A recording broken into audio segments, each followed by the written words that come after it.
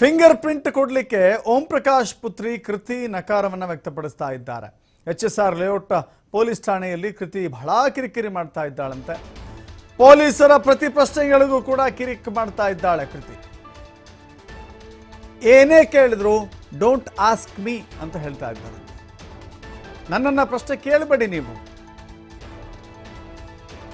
ಈ ಕಡೆ finger prints ಕೇಳಿದ್ರು ಕೂಡ ಕೊಡಲ್ಲ, ಮತ್ತೊಂದು ಕಡೆ ಯಾವುದೇ ಪ್ರಶ್ನೆಗಳನ್ನು ಕೇಳಿದ್ರು ಕೂಡ ಅದಕ್ಕೆ ಮಾಹಿತಿಯನ್ನ ಉತ್ತರವನ್ನೇ ಕೊಡೋದಿಲ್ಲ.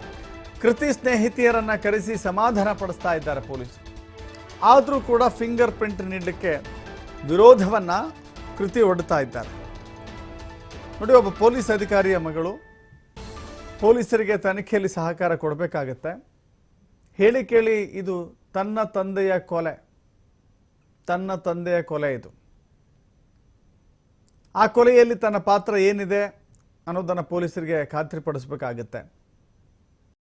ಹಾಗೂ ಪುತ್ರಿ ಇಬ್ಬರ ಪಾತ್ರ ಹೇಗಿತ್ತು ಅನ್ನೋದನ್ನು ಕೂಡ ಇಲ್ಲಿ ಪೊಲೀಸರು ಪತ್ತೆ ಹಚ್ಚಿ ಕಾನೂನುಬದ್ಧ ಕ್ರಮವನ್ನು ತೆಗೆದುಕೊಳ್ಳಲಿಕ್ಕೆ ಮುಂದಾಗ್ತಾರೆ.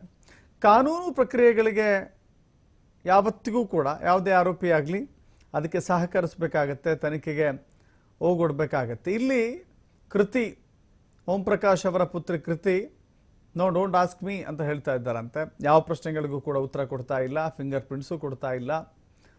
ಕೃತಿ ಫ್ರೆಂಡ್ಸ್ಗಳು ಕೂಡ ಸ್ಟೇಷನ್ಗೆ ಬಂದಿದ್ದಾರೆ, ಸಮಾಧಾನ ಪಡಿಸ್ತಾ ಇದ್ದಾರಂತೆ. ಸಮಾಧಾನ ಯಾರಿಗೆ ಪಡಿಸ್ಬೇಕು ಅನ್ನೋದು ಇಲ್ಲಿ ಪೊಲೀಸರಿಗೂ ಕೂಡ ತಿಳಿಯದ ರೀತಿಯಲ್ಲಿ ಆಗೋಗಿದೆ. ಯಾಕಂತ ಹೇಳಿದ್ರೆ ಓಂ ಪ್ರಕಾಶ್ ಅವರ ಕುಟುಂಬದಲ್ಲಿಯೇ ಆಗಿರುವಂಥ ಅಥವಾ ಕುಟುಂಬಸ್ಥರಿಂದಲೇ ಕೊಲೆಯಾಗಿರುವಂಥ ಕಾರಣಕ್ಕಾಗಿ ಯಾರನ್ನ ಸಮಾಧಾನ ಪಡಿಸ್ಬೇಕಾಗತ್ತೆ, ಯಾರನ್ನು ಸಮಾಧಾನ ಪಡಿಸುವಂಥ ಅವಶ್ಯಕತೆ ಪೊಲೀಸರ ಮುಂದೆ ಇರೋದಿಲ್ಲ. ಅವರು IGP ಮಕ್ಕಳಾಗಲಿ, DGP ಮಕ್ಕಳಾಗಲಿ, DG ಮಕ್ಕಳಾಗಲಿ, ಯಾರೇ ದೊಡ್ಡ ಹುದ್ದೆಯಲ್ಲಿರುವಂಥ ಮಕ್ಕಳೇ ಆಗಲಿ, ಪ್ರತಿಯೊಬ್ಬ ನಾಗರಿಕನಿಗಿರುವಂಥ ಸಮಾನ ಕಾನೂನಿನ ಅವಕಾಶಗಳು ಮಾತ್ರ ಇರುತ್ತೆ. ಕಠಿಣ ಕ್ರಮವನ್ನು ಕಾನೂನಿನ ಪ್ರಕಾರ ಎಲ್ಲರಿಗೂ ಕೂಡ ತೆಗೆದುಕೊಳ್ಳಬೇಕಾಗತ್ತೆ. ಅದೇ ರೀತಿಯಲ್ಲಿ HSR ಲೇಔಟ್ನ ಪೊಲೀಸರು ಮುಂದಾಗ್ತಾ ಇದ್ದಾರೆ. ಬಟ್ ತನಿಖೆಗೆ ಸಹಕಾರ ಕೊಡ್ತಾ ಇಲ್ಲ ಅಂತ ಸದ್ಯದ ಅಪ್ಡೇಟ್ ಸಿಗ್ತಾ ಇದೆ.